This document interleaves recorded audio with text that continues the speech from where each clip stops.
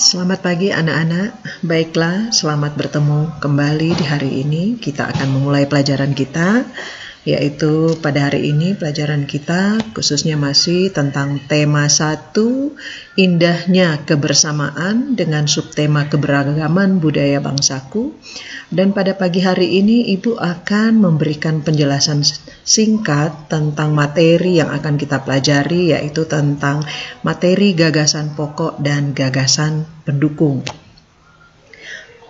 Baiklah, kita mulai dengan apa itu gagasan pokok dan apa itu gagasan pendukung.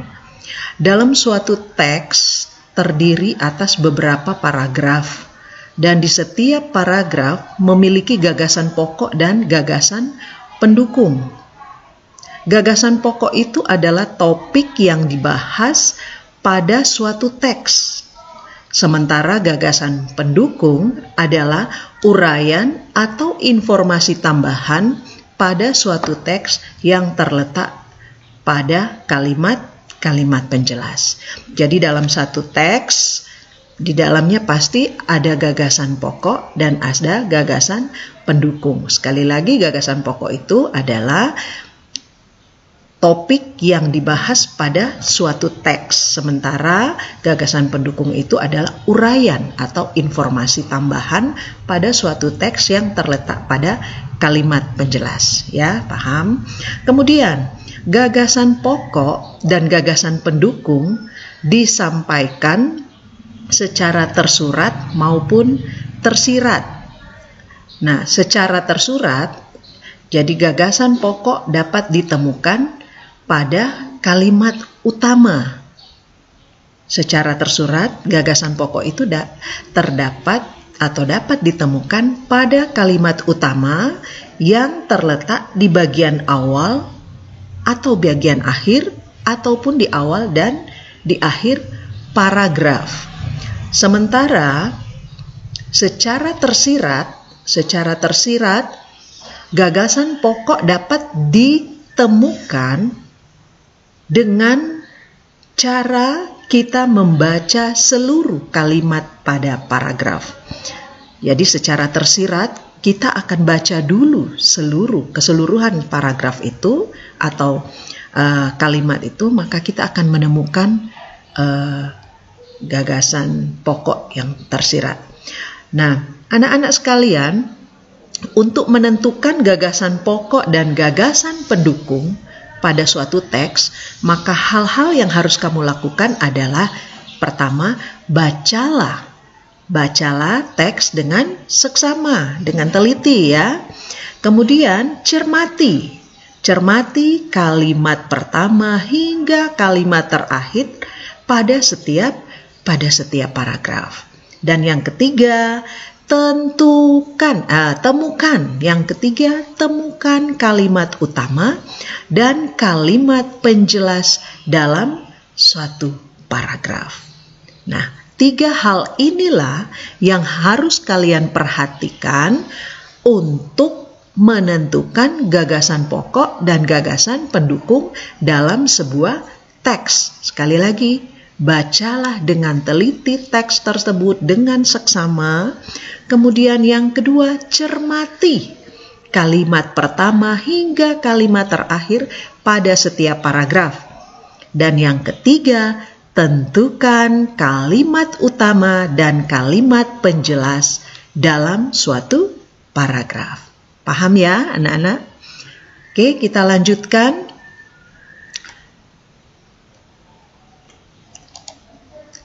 Ya, ini adalah contoh sebuah teks. Ini adalah contoh sebuah teks, anak-anak perhatikan. Nah, dalam teks ini terdiri dari 4 paragraf. Anak-anak mungkin karena baru naik di kelas 4, masih bingung bagaimana mengetahui bahwa teks ini terdiri dari 4 paragraf.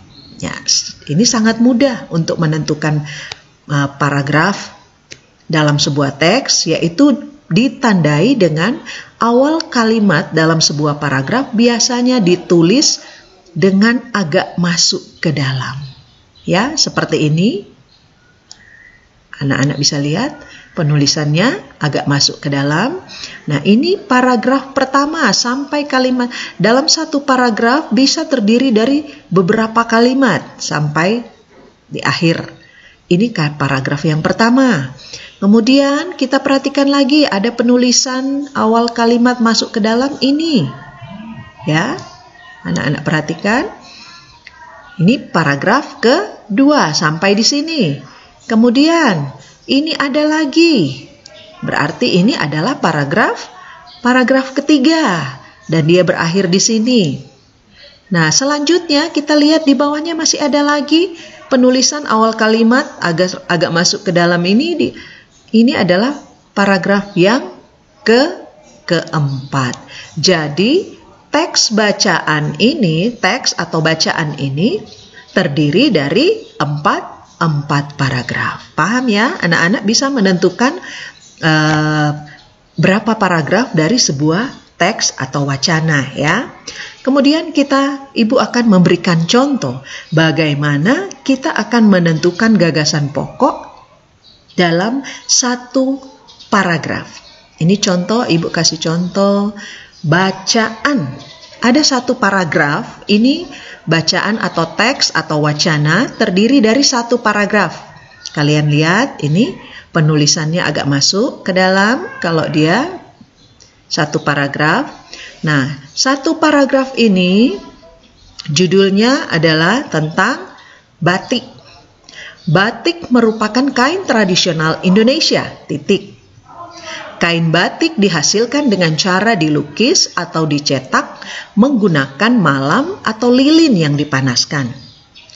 Kain batik berasal dari Pulau Jawa.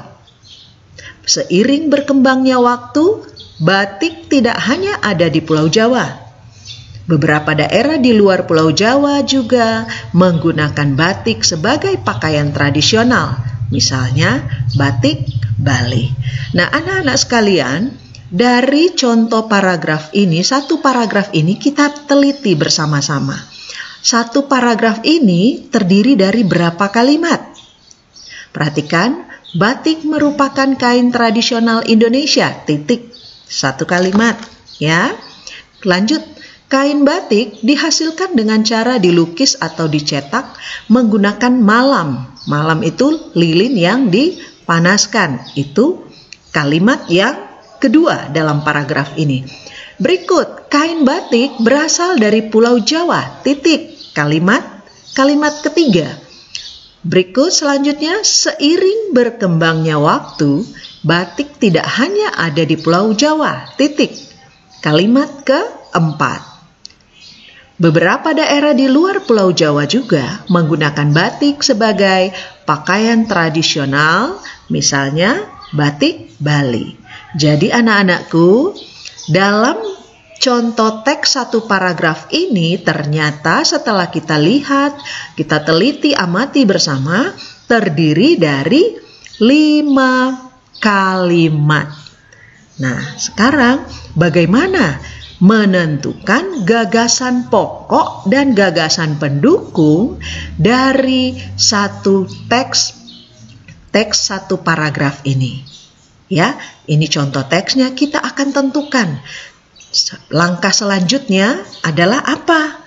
Nah, untuk memudahkan kalian menentukan gagasan pokok dan gagasan pendukung, maka langkah selanjutnya setelah kalian baca sebuah teks atau teks tentang batik, langkah selanjutnya adalah mencari kalimat utama dan kalimat pendukungnya, kalimat penjelasnya.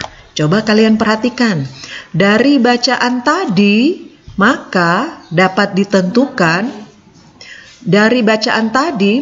akan ditentukan kalimat utamanya adalah batik merupakan kain yang memiliki motif tradisional asli Indonesia. Nah, itu adalah kalimat utama. Kalimat utama ini terdapat pada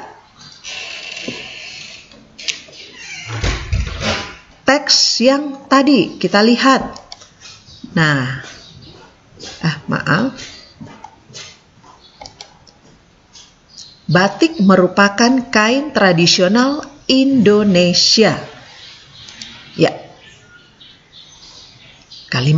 Ternyata kalimat pertama merupakan kalimat utama dari teks ini. Batik merupakan kain yang memiliki motif tradisional asli Indonesia. Apabila kita sudah menemukan kalimat utamanya, maka kalimat-kalimat selanjutnya itu adalah merupakan kalimat penjelas, ya. Dan ternyata tadi dalam satu paragraf tentang batik terdiri dari 5 kalimat. Kita sudah menemukan 1 kalimat utama. Maka 4 kalimat yang lain itu merupakan kalimat penjelas. Nah, ini kalimat penjelasnya 1. Ada di kalimat selanjutan dari itu. Kain batik dihasilkan dengan cara dilukis atau dicetak menggunakan malam atau lilin yang dipanaskan. Kedua, kain batik berasal dari Pulau Jawa. Kalimat penjelas ketiga, seiring berkembangnya waktu, batik tidak hanya ada di Pulau Jawa, dan selanjutnya beberapa daerah di Pulau Jawa juga menggunakan batik sebagai pakaian tradisional, misalnya batik Bali. Nah, anak-anakku sekalian, dengan membaca satu paragraf, kita sudah menentukan kalimat utamanya 1, kita menemukan 1 kalimat utama, dan kita menemukan 4 kalimat penjelas. Kalau langkah ini sudah kita temukan, sudah kita lakukan, akan mudah bagi kita untuk menentukan ke langkah selanjutnya, menemukan gagasan pokok. Nah, ini yang namanya tersurat. Artinya, gagasan pokok tersurat, gagasan itu ada di dalam teks. Ini tertulis semua di dalam teks tentang batik. Satu paragraf terdiri dari 5 kalimat. Paham ya anak-anak? Ini penjelasannya. Berikut Ibu lanjutkan bagaimana selanjutnya menentukan kalimat gagasan pokok dan gagasan pendukung. Oke, kita lanjut ke slide berikut. Berdasarkan kalimat utama dan kalimat penjelas, maka dapat ditentukan gagasan pokok dan gagasan pendukung. Nah, kita lihat. Gagasan pokok ini diambil dari kalimat utama tadi. Nah, batik merupakan kain asli Indonesia. Ini tersirat. Ya. Kita lihat lagi. Anak-anak masih bingung? Kita lihat lagi kalimat utama tadi apa ya? Ini kalimat utamanya. Batik merupakan kain yang memiliki motif tradisional asli Indonesia. Ini tersurat atau tertulis di dalam teks tadi. Ketika menentukan gagasan pokok, maka dia tersirat. Dia ada di dalam kalimat ini. Ya, perhatikan. Gagasan pokoknya batik merupakan kain asli Indonesia. Jadi dalam kalimat utama tadi, intisari yang dibicarakan di situ adalah tentang batik yang merupakan kain asli Indonesia. Ketemulah gagasan pokok pada bacaan paragraf tadi. Nah, sekarang menentukan gagasan pendukung. Dari paragraf yang satu teks yang kita baca tadi. Mudah, kita mengambilnya juga sama seperti gagasan pokok. Kita tinggal mengambilnya dari kalimat penjelasnya. Kalimat penjelas pertama, kain batik dihasilkan dengan cara dilukis atau dicetak menggunakan malam atau lilin yang dipanaskan. Apa gagasan pokok pada kalimat penjelasnya? Ternyata ada 1. gagasan pokoknya, yaitu intisarinya cara membuat kain batik. Nah, cara membuat kain batik ini dari kalimat penjelas kedua. Nah, kalimat penjelas ini, kain batik dihasilkan dengan cara, jadi dia intisarinya adalah cara membuat kain batik. Nah, dari kalimat penjelas pertama ini ya, maaf, Ibu salah tulis. Ya, dari kalimat penjelas pertama. Kemudian, gagasan pendukung yang kedua, ternyata tempat asal kain batik. Nah, kita lihat. Kalimat penjelas yang kedua, kain batik berasal dari Pulau Jawa. Itu tersurat dalam teks atau tertulis, ditemukan dalam teks. Ketika menjadi gagasan pendukung, di sini tertulis tempat asal kain batik. Iya, Pulau Jawa tempat asal kain batik. Ini diambil dari kalimat penjelas kedua. Nah, gagasan pendukung yang ketiga adalah, kita lihat gagasan pendukung yang ketiga ini diambil dari kalimat penjelas ketiga dan keempat. Seiring berkembangnya waktu, batik tidak hanya ada di Pulau Jawa. Beberapa daerah di luar Jawa juga menggunakan batik sebagai pakaian tradisional. Nah, dari kalimat penjelas ketiga dan keempat ditemukanlah gagasan pendukung ketiga, persebaran kain batik. Artinya kain batik seperti tadi dikatakan tidak hanya ada di Pulau Jawa, berkembang sampai di luar Pulau Jawa. Ini dari kalimat penjelas ketiga dan keempat. Bagaimana anak-anak? Paham bukan? Bagaimana menentukan kalimat, gagasan pokok dan gagasan pendukung dalam satu teks. Dalam sebuah teks ya. Dia punya tahapan untuk mempermudah kita menemukan gagasan pokok dan gagasan pendukung. Maka kita harus membaca dengan teliti, seksama teks atau bacaan itu. Kemudian kita menentukan kalimat utamanya dan kalimat penjelasnya. Dari kalimat utama dan kalimat penjelas kita akan menemukan gagasan pokok dan gagasan pendukung di dalamnya. Oke. Ya, itu penjelasan dari Ibu. Selanjutnya kita akan melakukan latihan ya. Anak-anak bisa berlatih. Anak-anak bisa berlatih menentukan gagasan pokok dan gagasan pendukung melalui tahapan-tahapan yang sudah Ibu jelaskan tadi. Ibu kasih satu contoh teks. Ya. Ini adalah satu contoh teks yang bisa kalian pakai sebagai bahan untuk berlatih bagaimana menentukan gagasan pokok dan gagasan pendukung dalam sebuah teks atau wacana. Ini teks terdiri dari satu paragraf supaya mudah kita berlatih. Ada teks tentang pawai budaya. Udin dan teman-teman senang melihat pawai budaya. Selalu ada hal baru yang mereka perhatikan setiap tahun. Pakaian adat dari berbagai suku di Indonesia selalu menyenangkan untuk diamati. Kebudayaan Indonesia memang sangat beragam. Indonesia kaya dan mengagumkan. Ini adalah contoh teks yang Ibu ambil dari ini. Paragraf keempat. Ya, Ibu mengambil contoh teks yang ada di dalam buku tematik Indahnya Kebersamaan.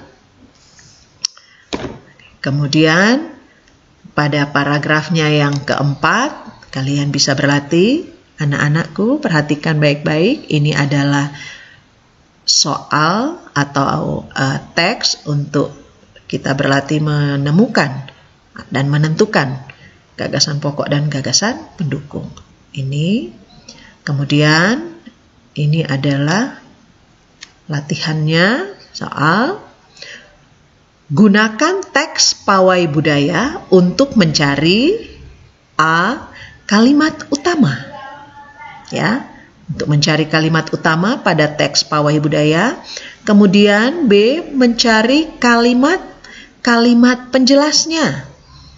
Ada berapa kalimat penjelas di dalam teks pawai budaya tadi? Kemudian berdasarkan kalimat utama dan kalimat penjelas, maka tentukanlah gagasan pokoknya apa dan gagasan pendukungnya apa. Semua ini kalian lakukan berdasarkan tahapan-tahapan yang sudah Ibu jelaskan tadi. Bagaimana anak-anak? Mudah bukan? Belajar itu sangat menyenangkan dan berusaha untuk selalu menyukai, menyenangi hal-hal baru yang belum kita ketahui, sehingga kita bisa memperoleh pengetahuan yang baru, wawasan yang baru pada pagi hari ini. Cukup sekian ya anak-anak. Demikian penjelasan dari Ibu, dan pelajaran kita hari ini tentang gagasan pokok dan gagasan pendukung Ibu akhiri, dan semoga kalian bisa berlatih dan bisa melakukan pembelajaran di hari ini. Terima kasih, selamat pagi.